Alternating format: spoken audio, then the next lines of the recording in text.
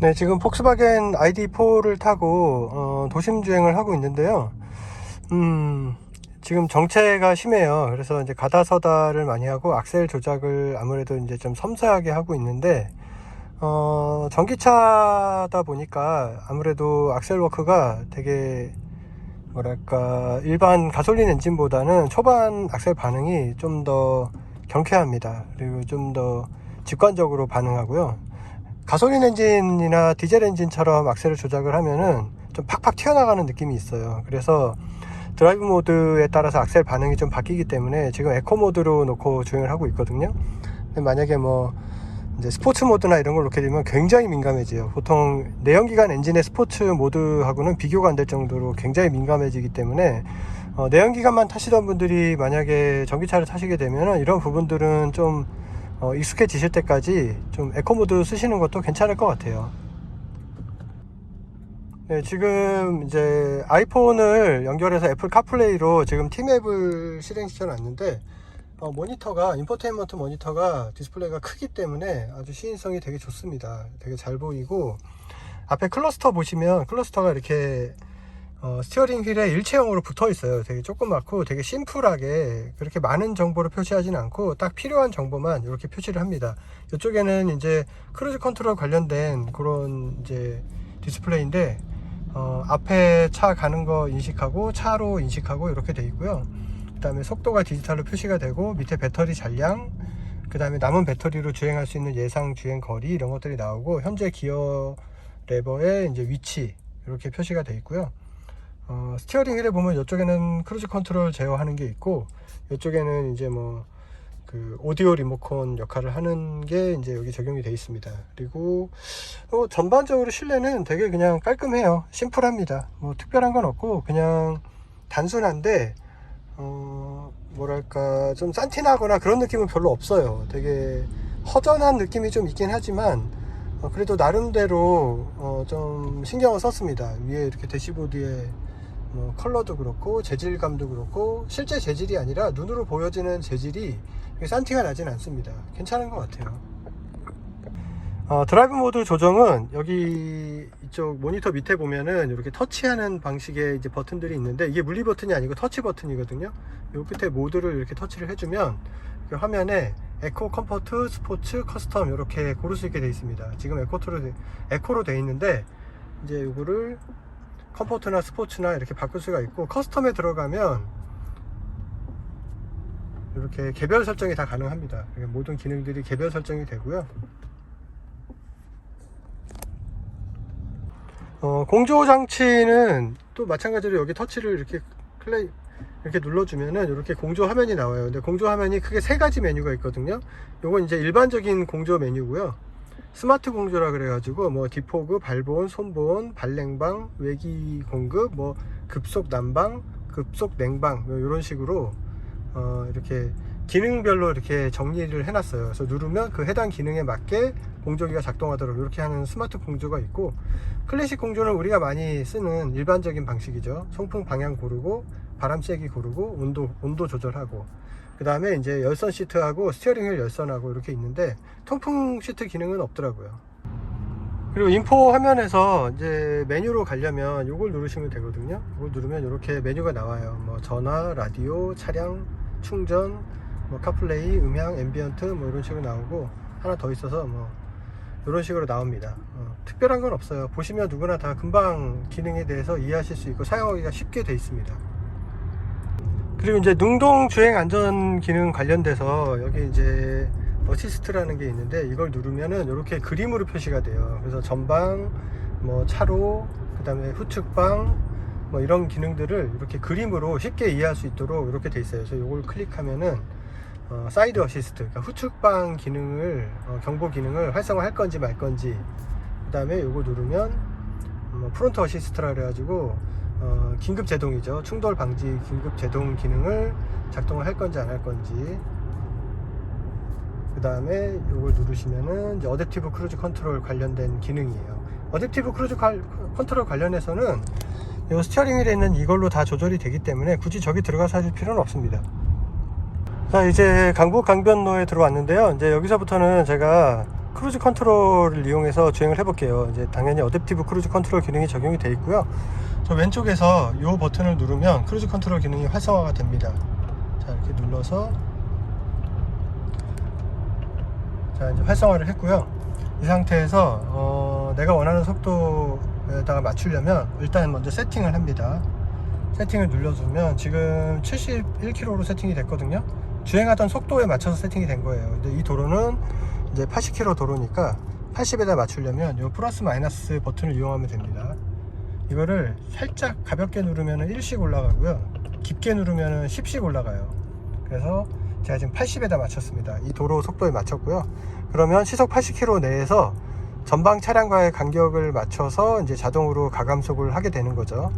자, 전방 차량과의 간격은 이 가운데 있는 버튼을 눌러서 맞출 수가 있어요. 이렇게 누르시면 간격이 변하죠. 저 초록색이 올라가는 거 보이시죠? 자, 저는 제일 가깝게 설정을 하겠습니다. 자, 요거는 실제 저 차와의 물리적인 거리를 설정하는 게 아니라 현재 주행하고 있는 속도에서 저 앞차 선행하고 있는 차와의 간격을 고려했을 때 도달하는 시간을 설정하는 거예요. 그러니까는 가깝게 설정하면 시간을 짧게 설정하는 거고, 길게 멀리 설정하는 거는 도달 시간을 길게 하는 거죠.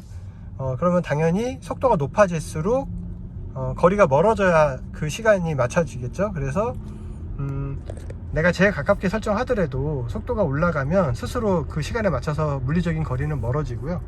그 다음에 속도가 낮아지면 도달하는 시간이 그만큼 이제 더 걸리니까 이제 시간을 맞추기 위해서 간격이 더 줄어들게 됩니다. 그래서 제일 가깝게 했다고 해서 속도가 높아지면 더 벌려야 된다 이럴 필요는 없어요. 다 알아서 자동으로 세팅이 됩니다. 다만 이제 악천후 시에 비가 많이 온다든가 눈이 오거나 이럴 때는 제동거리가 그만큼 길어지기 때문에 안전을 위해서 요 거리는 좀 멀리 세팅하는 게 좋겠죠.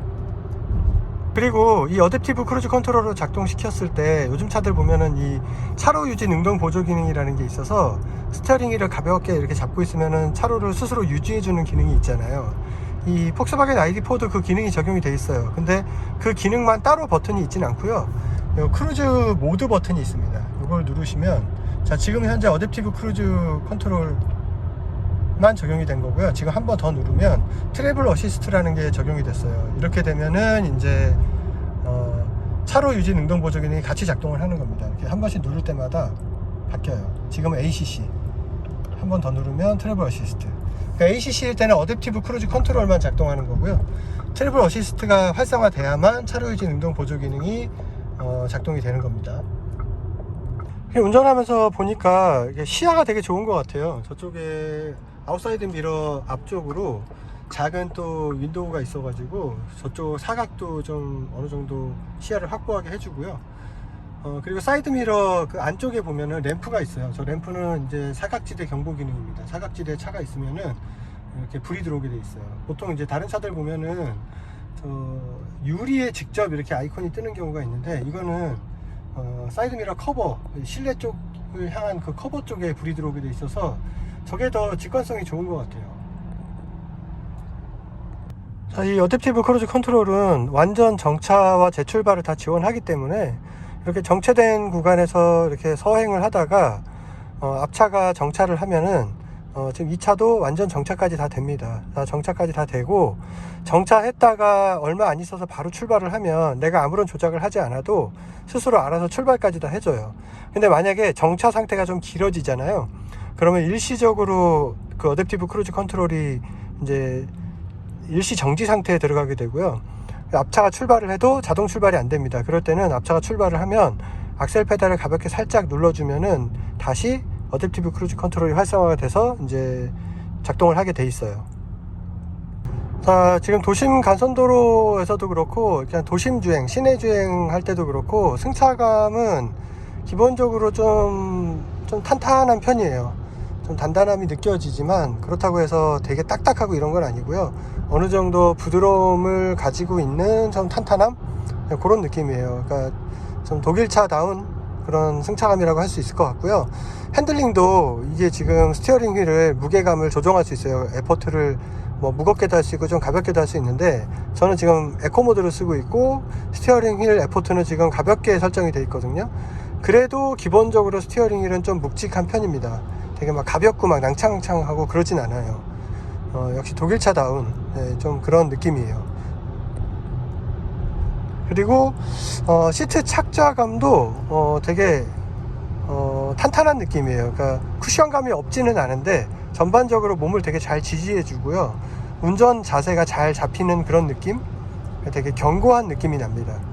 그러다 보니까 운전할 때 이 차를 조종하는 느낌도 전반적으로 좀 탄탄한 느낌입니다. 서스펜션도 탄탄하고 시트 착좌감도 탄탄하고 핸들링도 좀 묵직하고 이러다 보니까 차체에 대한 운전자가 느끼는 신뢰감이 되게 높은 것 같아요.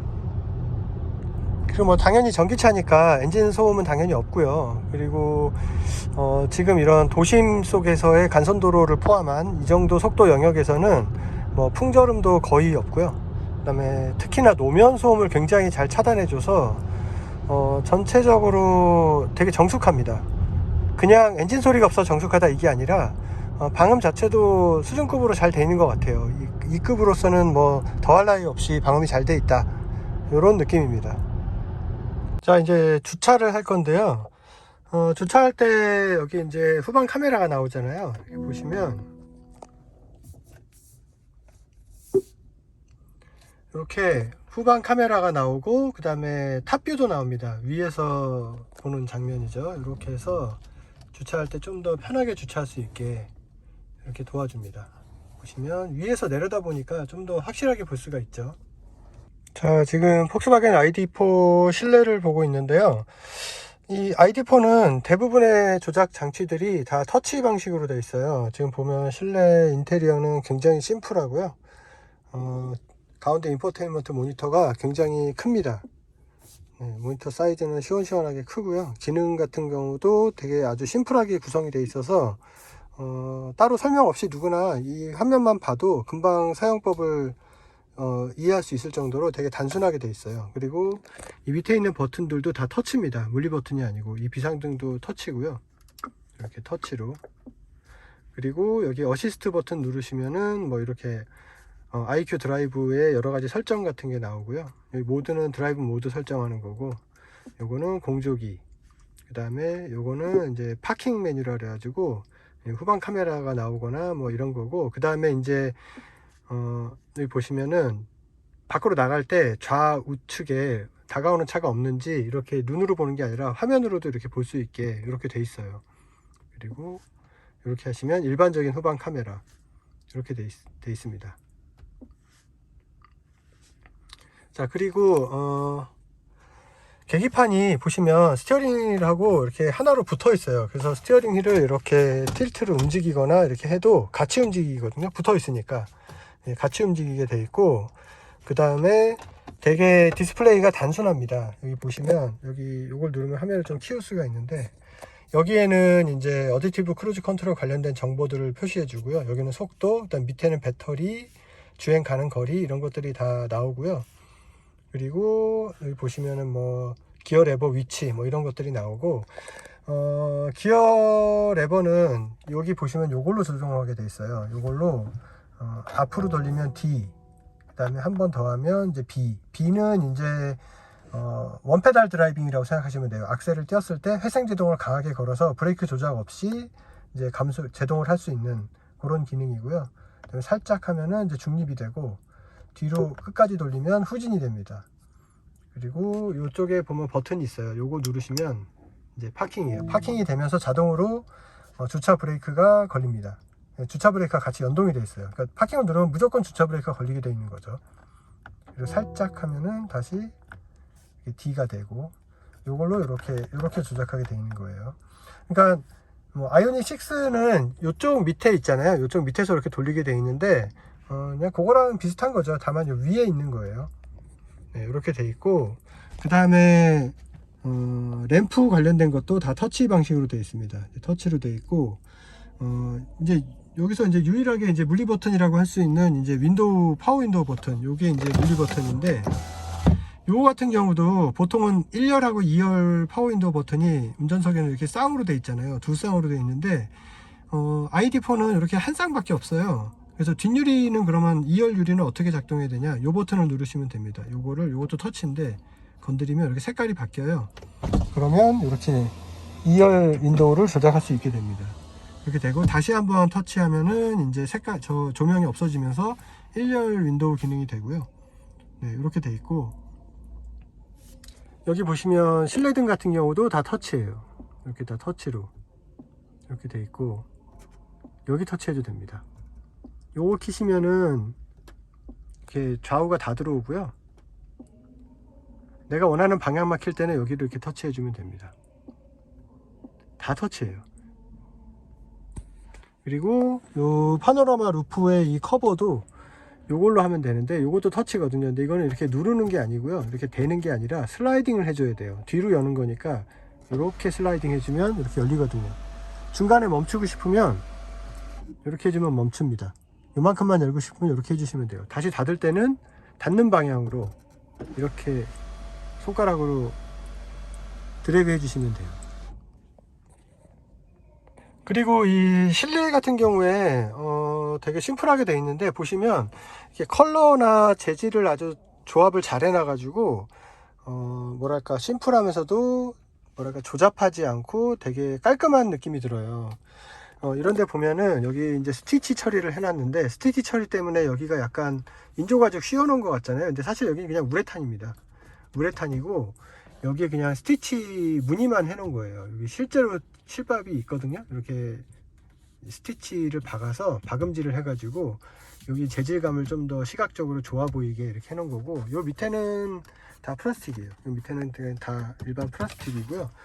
도어 트림 같은 경우도 요 상단은 우레탄으로 되어 있는데 밑에는 다 플라스틱이고, 여기는 이제 CU기를 해놨고요. 근데 요 상단 같은 경우에 2열은 여기도 다 플라스틱으로 되어 있더라고요.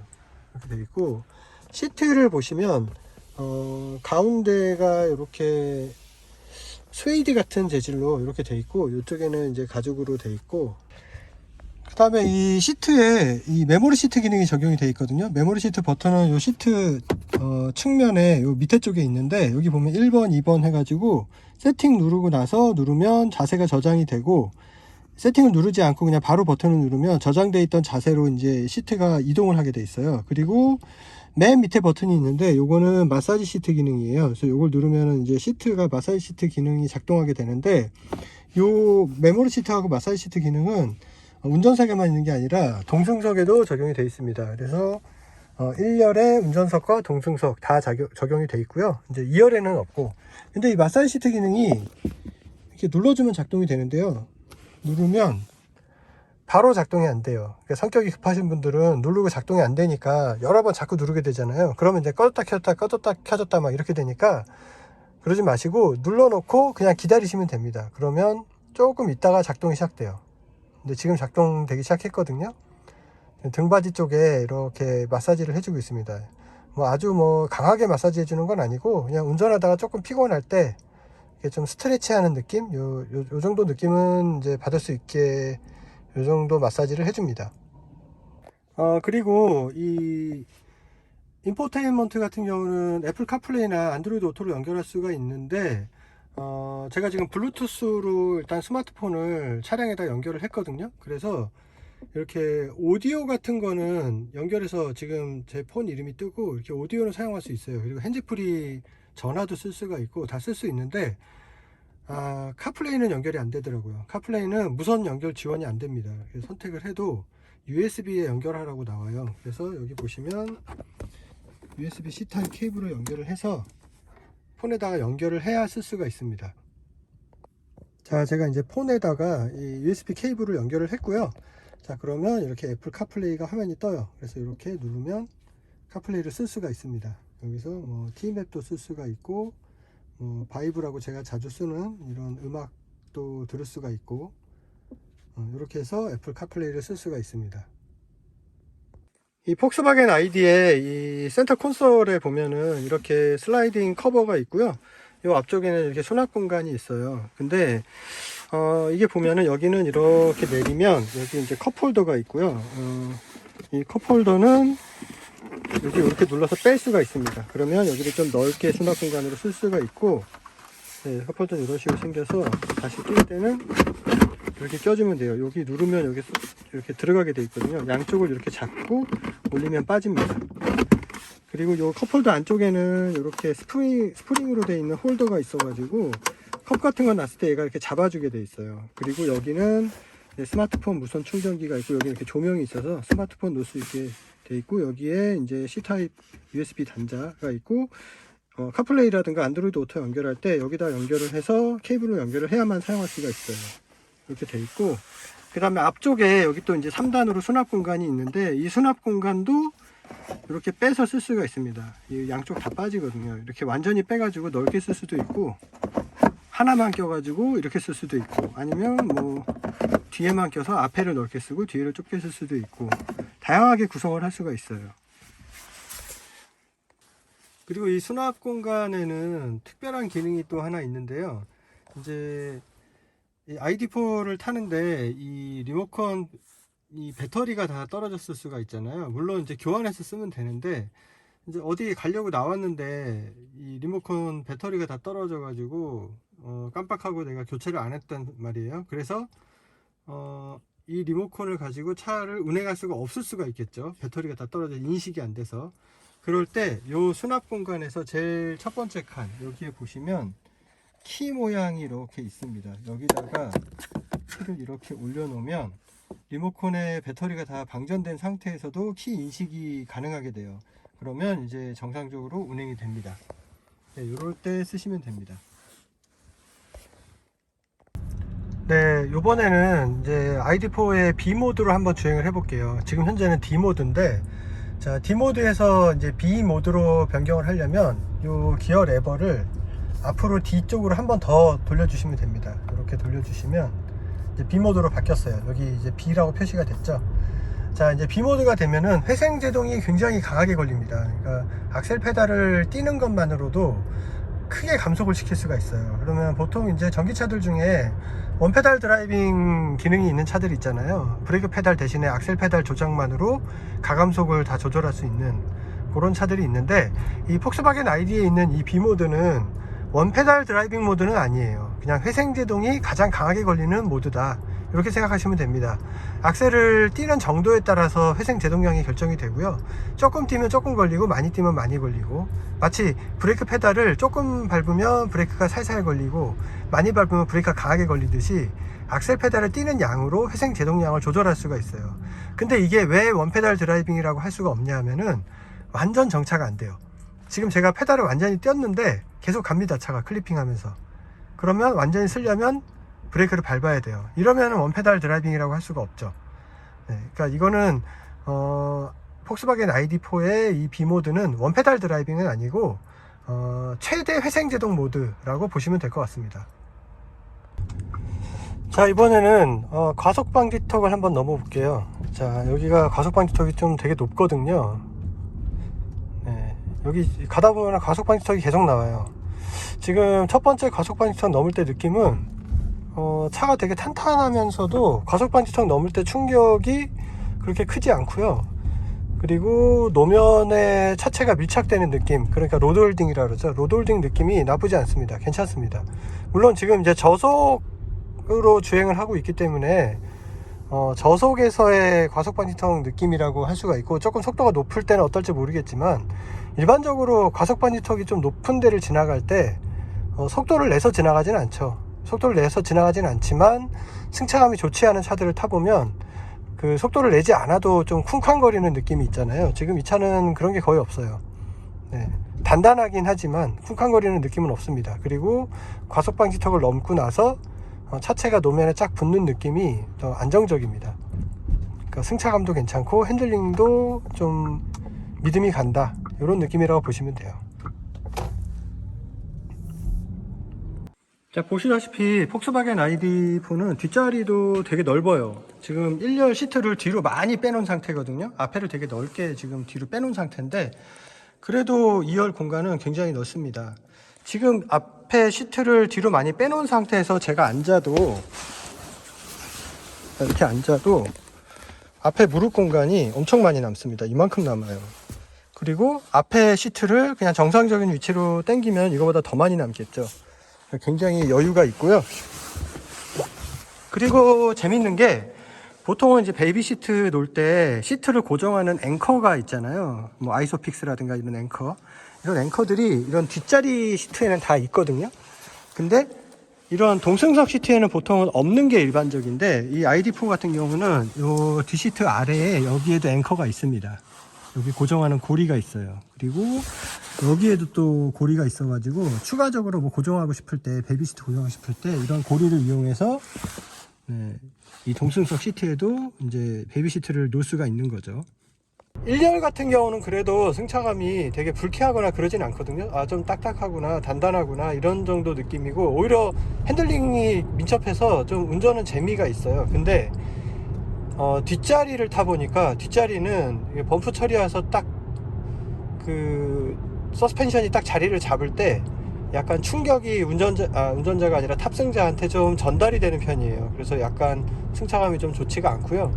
그래서 과속방지턱 넘을 때도 넘고 나서 내려앉을 때 약간 덜컹 하면서 좀 이렇게 충격이 좀 오는 편이고 그런 점을 좀 감안해야 됩니다. 그래서 만약에 가족을 태우고 이동하거나 이럴 때 과속방지턱이라든가 노면이 좀 안 좋은 데를 갈 때는 조금 서행을 하면서 뒤에 타고 있는 사람들 승차감을 좀 신경을 써야 될 것 같아요.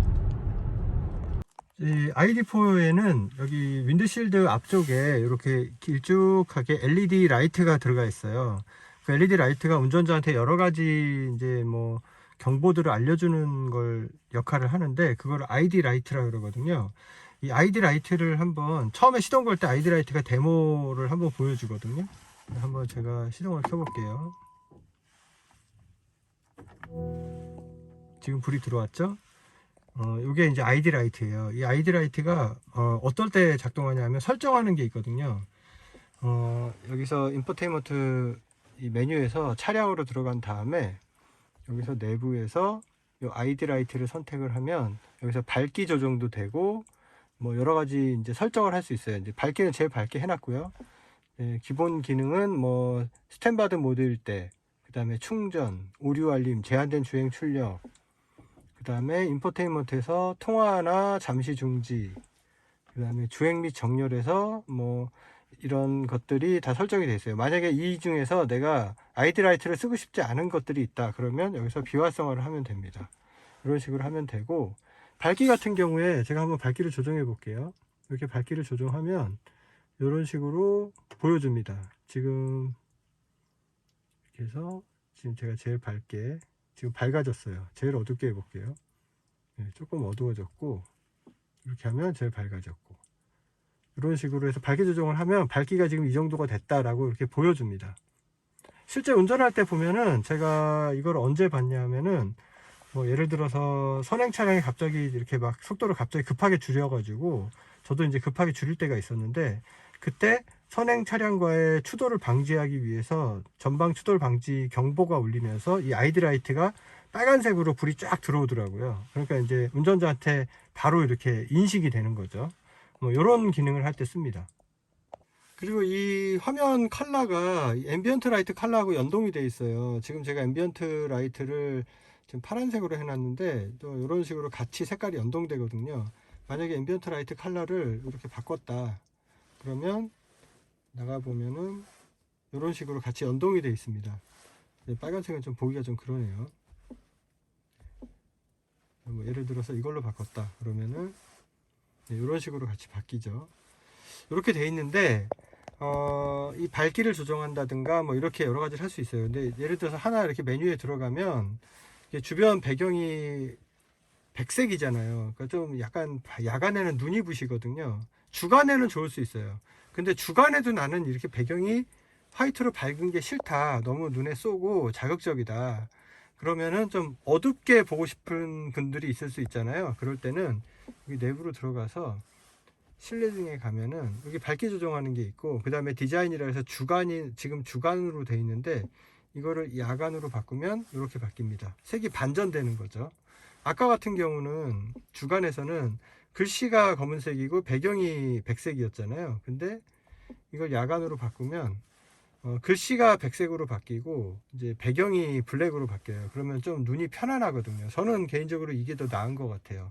처음에 기본 설정은 주간으로 돼 있었는데 저는 그냥 야간으로 쓰는 게 저는 개인적으로 더 좋네요.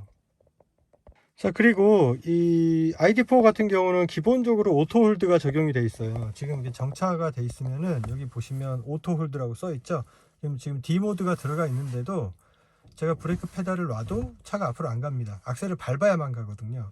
근데 이럴 때가 있어요. 이제 악셀을 밟아서 가는 게 아니라 뭐 좁은 공간에서 주차를 하거나 서서히 전진해야 될 때 악셀보다는 우리가 보통 오토미션 차들 브레이크도 안 밟고 악셀도 안 밟아도 차가 조금씩 가잖아요. 그걸 클리핑이라고 하는데 전기차에서는 그걸 클리핑이라고 안 하고 크롤링이라고 그러거든요. 근데 이 크롤링 기능을 쓰는 게 더 편할 때가 있어요. 그럼 오토홀드를 쓰고 싶지 않을 때가 있잖아요. 근데 오토홀드 끄는 버튼이 아무리 찾아도 없습니다. 어디에 있냐면은 이것도 역시 설정에서 차량으로 들어가서 여기 외부에서, 자, 여기에는 없고요. 여기 밑에 추가적으로 메뉴가 더 있죠. 이쪽으로 더 가지고 옵니다. 그럼 여기에 제동이라고 있어요.